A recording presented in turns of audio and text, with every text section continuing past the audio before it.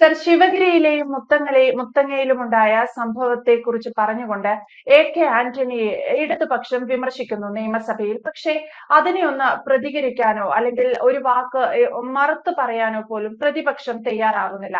പകരം തന്നെ പറഞ്ഞതിന് താൻ തന്നെ പറഞ്ഞുകൊള്ളാം എന്നുള്ള ഒരു മറുപടിയുമായിട്ടാണ് കെ ആന്റണി രംഗത്ത് വരുന്നത്. ആ, ഒരു വിധത്തിലും അദ്ദേഹത്തിന് നേരെയുണ്ടായ വിമർശനങ്ങളിൽ കോൺഗ്രസ് ഇടപെടാത്തതിൽ അങ്ങേയറ്റം നീരസവും കെ ആന്റണിക്കുണ്ട്. നമുക്കറിയാം, കെ ആന്റണി ഇതിനു മുൻപ് നമ്മൾ വളരെ മുറിഞ്ഞുപോയ ഒരവസ്ഥയിൽ കണ്ടത് അനിൽ ആന്റണി ബി.ജെ.പിയിൽ ചേർന്നപ്പോഴാണ്. അപ്പോഴും പാർട്ടിക്കൊപ്പം എന്നുള്ള തുറന്ന നിലപാടുമായി അദ്ദേഹം കോൺഗ്രസിനെയാണ് ഉയർത്തിപ്പിടിച്ചത്. ശേഷം കെ ആന്റണിയെ നമ്മൾ എവിടെയും കണ്ടിട്ടില്ല. അല്ലെങ്കിൽ അദ്ദേഹത്തിൻ്റെതായിട്ടുള്ള പ്രസ്താവനകളൊന്നും വാർത്തകളിൽ നിറയത്തക്ക വിധം പുറത്തു വന്നിട്ടുമില്ല. ആരും അദ്ദേഹത്തെ അന്വേഷിച്ചു പോയിട്ടുമില്ല. പക്ഷേ ഇപ്പോഴിതാ കെ ആന്റണി വീണ്ടും ഒരു രണ്ടാം വരവിനൊരുങ്ങുന്നു എന്ന തരത്തിൽ വാർത്തകൾ പുറത്തു വരുന്നു. അതിനേക്കാൾ ഉപരി ഈ ഒരു സംഭവം കൊണ്ട് മാത്രം വാർത്തകളിൽ നിറയണം എന്ന് ആഗ്രഹിക്കുന്ന ഒരു വ്യക്തി കൂടിയല്ല കെ ആന്റണി. ഇതൊക്കെ വെച്ച് നോക്കുമ്പോൾ ഈ ഒരു അവസരത്തിൽ മൗനം മുറിക്കാൻ കെ ആന്റണിക്കുണ്ടായ കാരണങ്ങൾ എന്തൊക്കെയാണ്? കെ ആന്റണി സാർ എന്ന് പറയുന്ന ആള് ടൈമിങ്ങിന്റെ ഒരു ഉസ്താദാണ്. കൃത്യമായ സമയത്ത് മാത്രമേ അദ്ദേഹം പ്രത്യക്ഷപ്പെട്ടു. 1977 അന്നത്തെ ഐക്യമുന്നണി കെ കരുണാകരന്റെ നേതൃത്വത്തിൽ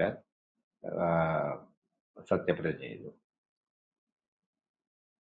രാജൻ കേസിനെ തുടർന്ന് കോടതി പരാമർശം ഉണ്ടായപ്പോൾ കരുണാകരൻ രാജിവെക്കാൻ തയ്യാറായി. കൃത്യമായ സമയത്ത് കെ ആന്റണി അവതരിച്ചു.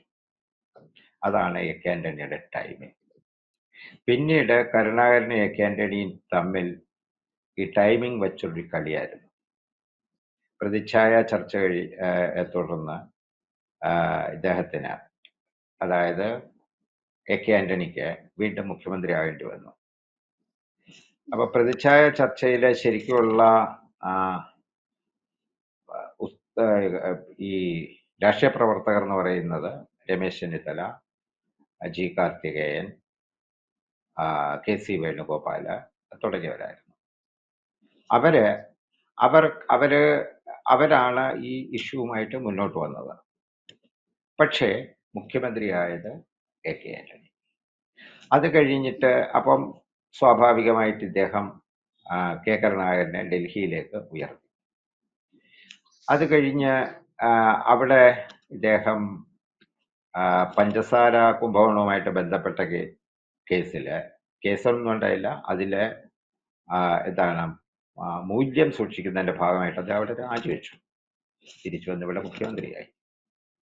അവസാനം സഹിക്കെട്ട് ഉമ്മൻചാണ്ടിക്ക് ഈ കൊല പിരിക്കേണ്ടി വന്നു.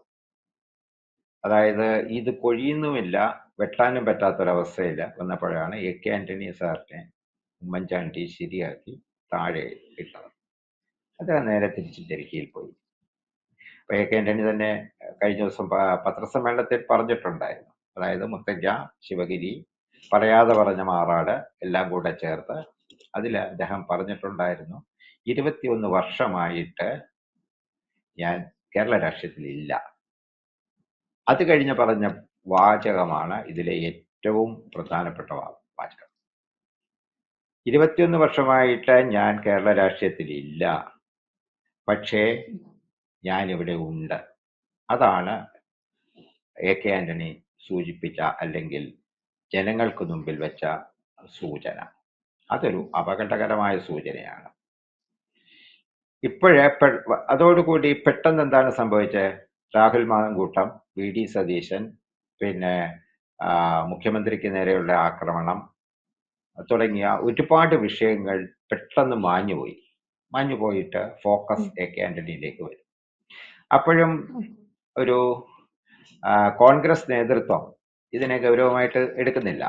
കോൺഗ്രസ് നിയമസഭാ അംഗങ്ങളും ഇതിനെ നേരിട്ട് എടുക്കുന്നില്ല. കാരണം അവർക്ക് കെ ആന്റണിയെ അത്രയ്ക്ക് ഭയമുണ്ട്. കാരണം ഇനിയും ഒരു അവസരം വന്നു കഴിഞ്ഞാൽ മുഖ്യമന്ത്രി കസേരയിൽ എടുത്തിരിക്കുകയാണെങ്കിൽ അദ്ദേഹം വീണ്ടും മുഖ്യമന്ത്രിയായിട്ട് ഭരിക്കും. ഇതാണ് ഞാൻ കാണുന്ന ഒരു നിഗമനം. അപ്പൊ ഈ അലമ്പായി കിടക്കുന്ന കോൺഗ്രസ്സില് അതിന്റെ സാധ്യത, അതിന്റെ ടൈമിങ്, ഇതൊക്കെയാണ് എ കെ ആന്റണി കണ്ടെത്തിയത്. അപ്പൊ അദ്ദേഹത്തിനെ പിന്തുണയ്ക്കാൻ കുറച്ചുപേര് തീർച്ചയായിട്ടും ഉണ്ടാകും. മാത്രമല്ല, റാലി ചെയ്യേണ്ട പല കാര്യങ്ങളും ഉണ്ട്. കോൺഗ്രസിൽ തന്നെയുള്ള പല പിണക്കങ്ങളെ അതിജീവിക്കാൻ ഇദ്ദേഹത്തിന്റെ രാഷ്ട്രീയ ബുദ്ധി വളരെ പ്രയോജനപ്പെടും. എ കെ ആന്റണിയെ സംബന്ധിച്ചിടത്തോളം രാഷ്ട്രീയം കളിക്കേണ്ടത് എങ്ങനെയാണെന്ന് വളരെ കൃത്യമായിട്ടറിയാം. അതായത് കോൺഗ്രസിലെ അതിശക്തനായ നേതാവായിരുന്ന എം എ ജോണിനെ ബൈപ്പാസ് ചെയ്തുകൊണ്ടാണ് എ കെ ആന്റണി വരുന്നത്. ആ സമയത്ത് ഇദ്ദേഹത്തെ പോലെ തന്നെ പ്രഗത്ഭനായ വയലാർ രവി ഉണ്ട്. അപ്പൊ അവരെയൊക്കെ കടന്നിട്ടാണ് വയലാർ രവിക്ക് കേരളത്തിന്റെ മുഖ്യമന്ത്രി ആകണമെന്ന് ആഗ്രഹം ഉണ്ടായിരുന്നെങ്കിൽ പോലും ഒരിക്കൽ പോലും അതിനൊരു അവസരം കൊടുത്തില്ല. അത് അവിടെ അപ്പൊ എന്താണ് കൃത്യമായ ടൈമിങ്, ആ കൃത്യമായ ടൈമിങ്ങിൽ എന്ത് ചെയ്യണം എന്നുള്ളത് എ കെ ആന്റണിയെ പോലുള്ള ഒരു സമുന്നത നേതാവിന് ആരും പറഞ്ഞു കൊടുക്കേണ്ട കാര്യമില്ല. അപ്പൊ ഈ അലമ്പായി കിടക്കുന്ന കോൺഗ്രസില് നമ്മളെ പല മുഖ്യമന്ത്രി സ്ഥാനം, ഇപ്പം ഷാഫി പറമ്പിൽ വരെ മുഖ്യമന്ത്രിയാണെന്നാണ് പറയുന്നത്. പക്ഷേ എനിക്കങ്ങനെ തോന്നുന്നില്ല. ഒരു സാധ്യത എന്ന് പറയുന്നത് വയോധികനാണെങ്കിൽ പോലും എ കെ ആന്റണി ആയിരിക്കും യു ഡി എഫിന് ഭൂരിപക്ഷം കിട്ടുകയാണെങ്കിൽ അടുത്ത മുഖ്യമന്ത്രി. അദ്ദേഹം മത്സരിക്കുക പോലും ചെയ്യുമെന്ന് ഞാൻ വിചാരിക്കുന്നില്ല. തെരഞ്ഞെടുപ്പിലൊന്നും മത്സരിക്കണമെന്ന് യാതൊരു നിർബന്ധവുമില്ല. ആദ്യത്തേത് 77 തെരഞ്ഞെടുപ്പിൽ മത്സരിച്ചിട്ടല്ല അദ്ദേഹം മുഖ്യമന്ത്രി ആയത്. പിന്നീട് 77 അതോ അടുത്തതിലോ. അപ്പം അദ്ദേഹം നിയമസഭാ സാമാജികനായിരുന്നില്ലെന്നാണ് എൻ്റെ ഒരു ഓർമ്മ. അപ്പൊ ഒരു തവണ മുസ്ലിം ലീഗാണ് സീറ്റ് കൊടുത്തിട്ടാണ് ഇദ്ദേഹത്തിനെ ജയിപ്പിച്ചത്. അപ്പം ഈ പറയുന്ന ഇതിനെ കോർഡിനേറ്റ് ചെയ്യാൻ, കോൺഗ്രസിനെ കോർഡിനേറ്റ് ചെയ്യാൻ ഇദ്ദേഹത്തിന് കരുണാകരനും ഉമ്മൻചാണ്ടിക്കും പകരം ഇപ്പോൾ നമുക്ക് കാണാൻ കഴിയുന്ന ഏക വ്യക്തി എന്ന് പറയുന്നത് എ കെ ആന്റണി സാറാണ്. അപ്പം ഈ പറയുന്ന ചള്ളു പിള്ളേരുടെ അടുത്ത്, അവരുടെ അടുത്ത് പറയാനുള്ള ഒരൊറ്റ കാര്യമേ ഉള്ളൂ, സൂക്ഷിക്കണം. ഇദ്ദേഹം വളരെ അപകടകാരിയാണ്. രാഷ്ട്രീയത്തിൻ്റെ അകത്ത് ഏറ്റവും വലിയ അപകടകാരിയായ രാഷ്ട്രീയ പ്രവർത്തകനാണ് എ കെ ആന്റണി. അദ്ദേഹം എന്തും ആ ടൈമിംഗ് അനുസരിച്ച് ചെയ്യും. ആ ടൈമിംഗ് അനുസരിച്ചിട്ട് അതിനുള്ള മറുപടി ഉണ്ടാകും. അപ്പം അതുകൊണ്ട് ഇദ്ദേഹത്തിനെ തള്ളിക്കളയാനുള്ള ശ്രമം നടത്തുക എന്ന് പറയുന്നത് ഒരു തെറ്റായ സമീപനമായിരിക്കും. അത്ര മാത്രമേ ഇക്കാര്യത്തിൽ നമുക്ക് പറയാനുള്ളൂ. പ്രതിപക്ഷം അതുകൊണ്ടാണ്, പ്രതിപക്ഷമല്ല ഭരണപക്ഷം അതുകൊണ്ടാണ് ഇത് ട്രിഗർ ചെയ്യാത്തത്. എ കെ ആന്റണിയുടെ വാദഗതികളെ ഒന്നും ട്രിഗർ ചെയ്യുന്നില്ല. അവര് വളരെ മാറി നിൽക്കുകയാണ്. കാരണം ഇത് വളരെ അപകടകരമായ കാര്യമാണ്, മുത്തങ്ങ പിന്നെ ഈ വിവിധ വിഷയങ്ങൾ. അപ്പൊ ഇതിന്റെ അകത്ത് വേറൊരു രസകരമായ സംഗതി കൊണ്ടുണ്ട്. നിങ്ങള് ഇപ്പം കോൺഗ്രസ് ഭരണപക്ഷത്തിലേക്ക് അല്ലെങ്കിൽ അടുത്ത ഭരണം പിടിച്ചെടുക്കും എന്ന് തോന്നിക്കഴിഞ്ഞാൽ അതിനെ ചിതറിക്കാനും കൂടി ഈ പറയുന്ന ശിവഗിരി, മുത്തങ്ങ, പറയാതെ പറഞ്ഞ മാറാട് സംഭവങ്ങൾക്കൊക്കെ കഴിയും. അതാണ് അതിൻ്റെ അകത്തെ. അതിനെ കണ്ടെയ്ൻ ചെയ്യണമെന്നുണ്ടെങ്കിൽ പിന്നീട് ഒരൊറ്റ ആൾ മാത്രമേ ഉള്ളൂ, അത് ഈ എ കെ ആന്റണി മാത്രമായിരിക്കും. അതാണ് നോക്കേണ്ടത്. കോൺഗ്രസ്സുകാരെ ജാഗ്രതയിൽ. എന്തായാലും കോൺഗ്രസ്സുകാരോട് ജാഗ്രത പാലിക്കുക എന്നാണ് പറയാനുള്ളത്. എ കെ ആന്റണി ചില കാര്യങ്ങൾ തുറന്നു പറയാൻ ശ്രമിച്ചാൽ, അല്ലെങ്കിൽ എ കെ ആന്റണി അരയും തലയും മുറുക്കി രണ്ടാമതൊരു വരവിന് കൂടി ഇറങ്ങിയാൽ പല നേതാക്കളുടെയും മുട്ടിടിക്കും. അല്ലെങ്കിൽ പലരും ഉത്തരം പറയേണ്ടിടത്ത് വ്യക്തമായി ഇടപെടാനും ഉത്തരം പറയാനും എ കെ ആന്റണിക്ക് സാധിക്കും എന്നതൊരു യാഥാർത്ഥ്യമാണ്.